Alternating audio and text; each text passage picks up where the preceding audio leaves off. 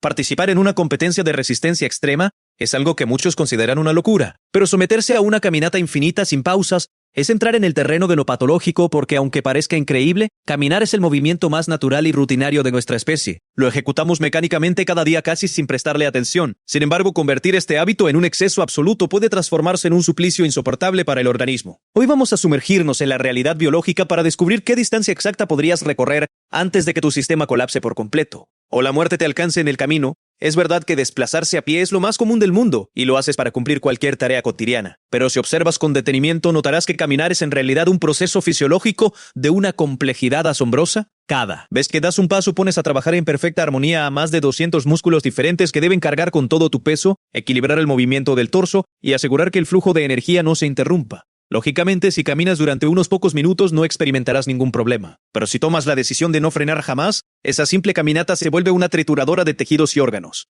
Para desarrollar este experimento mental, vamos a visualizar a un sujeto promedio que pese 70 kilos y mida 1,75 m.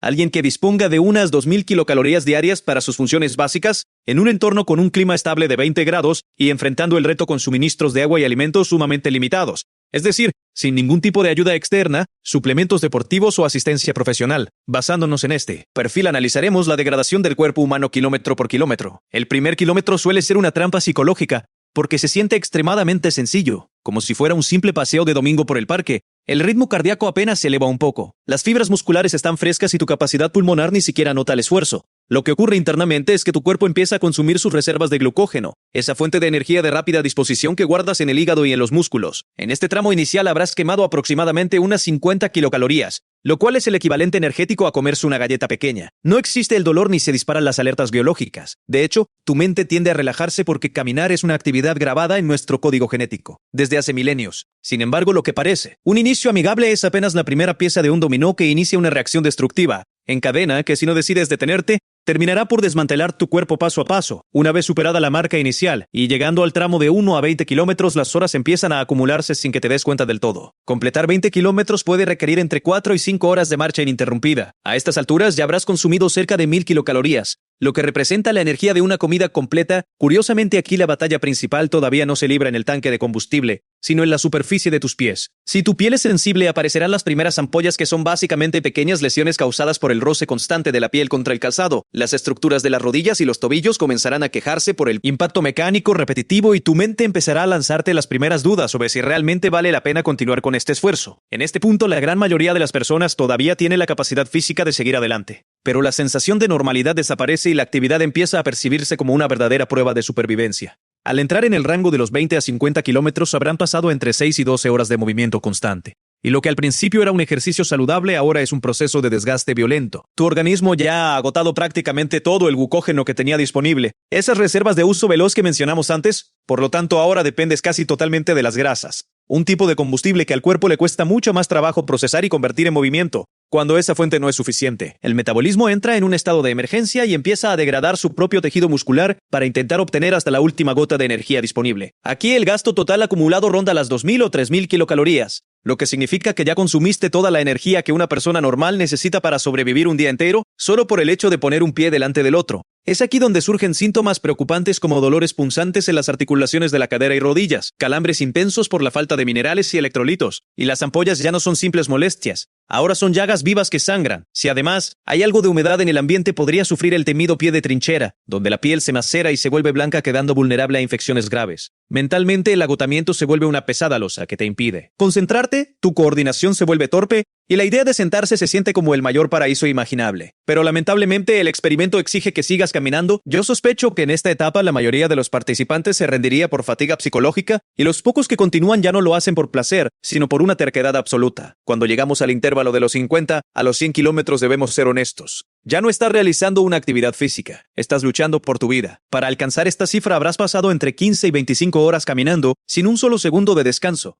lo que se traduce en más de una jornada completa en marcha. El consumo de energía acumulado se dispara a niveles críticos de entre 5.000 y 7.000 kilocalorías. Casi 3 veces el consumo diario recomendado. El glucógeno desapareció hace muchísimo tiempo. Y lo único que te mantiene erguido es la oxidación de grasas y tristemente la autodigestión de tus propios músculos. Aquí empiezan los problemas clínicos de gran escala como la rhabdomiólisis, una condición donde las fibras musculares se rompen de forma masiva liberando toxinas en el torrente sanguíneo, que pueden colapsar tus riñones. La deshidratación se vuelve severa, provocando una boca pastosa, mareos intensos al mover la cabeza, visión nublada y el riesgo de hiponatremia si cometes el error de beber solo agua pura. Sin sales terminarás diluyendo el sodio de tu cuerpo y tu cerebro comenzará a inflamarse peligrosamente. Pueden aparecer arritmias cardíacas y calambres tan violentos que te derriben al suelo de inmediato. La piel de tus plantas se abrirá en cortes profundos y dolorosos, mientras que tu psique entrará en un estado alterado de conciencia entre la lucidez y el delirio. Hay reportes de personas que sufren microalucinaciones o sienten que sus piernas se mueven de forma automática, como si fueran espectadores de su propio cuerpo. Si logras llegar hasta aquí, no es porque todavía no ha encontrado la forma mecánica de obligarte a parar. La recta final es básicamente una tortura humana. Si milagrosamente sigues de pie, significa que llevas 2 días enteros caminando sin detenerte. El gasto de energía ha superado las 12.000 kilocalorías. Las reservas de grasa están prácticamente en cero y tus músculos han sido consumidos casi en su totalidad para servir de leña al fuego. El sistema biológico completo empieza a fallar. Pierdes el control sobre tus extremidades. Las palabras se te confunden al hablar y es muy probable que sufras alucinaciones visuales muy reales. La presión en tus arterias cae en picada. El corazón late de forma errática y el peligro de una rhabdomiólisis terminal es inminente.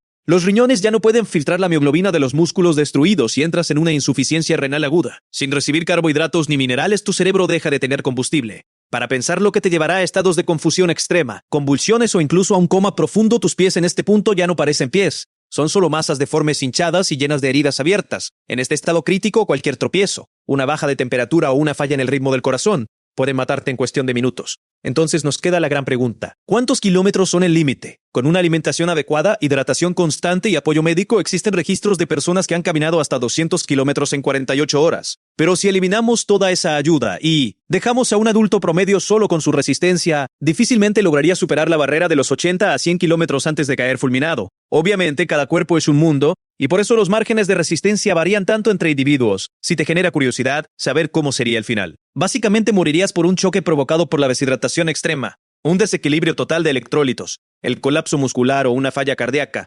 Y para que no pienses que todo esto es solo una suposición teórica, debes saber que ha habido intentos reales de desafiar estos límites. En 1983, George Megan completó la caminata continua más extensa de la que se tenga noticia, viajando desde el extremo sur de América hasta el norte de Alaska, cubriendo 30.000 kilómetros en 2.425 días. Pero si hablamos de resistencia pura, sin descanso, los atletas modernos de ultradistancia han alcanzado los 200 kilómetros en 2 días, aunque siempre respaldados por una logística impecable con comida, agua y supervisión médica constante. Sin ese apoyo, las cifras reales se desploman drásticamente. Incluso en las marchas militares más duras de la historia, rara vez se supera los 100 kilómetros antes de que los soldados empiecen a colapsar, por agotamiento. Así que debemos recordar que caminar es la herencia más antigua y valiosa que poseemos. Nuestros antepasados atravesaron desiertos ardientes, selvas peligrosas y glaciares imponentes. Un paso tras otro, movidos por la necesidad de alimentarse o el instinto de escapar de la muerte. Gracias a esa resistencia ancestral, hoy estamos aquí. Al final, lo verdaderamente importante no es calcular cuántos kilómetros puedes avanzar hasta perder la vida, sino ser conscientes de que cada paso que das en tu rutina diaria, sin importar lo breve que parezca, es una continuación de ese mismo viaje épico que nuestra especie inició hace miles de años. Adiós.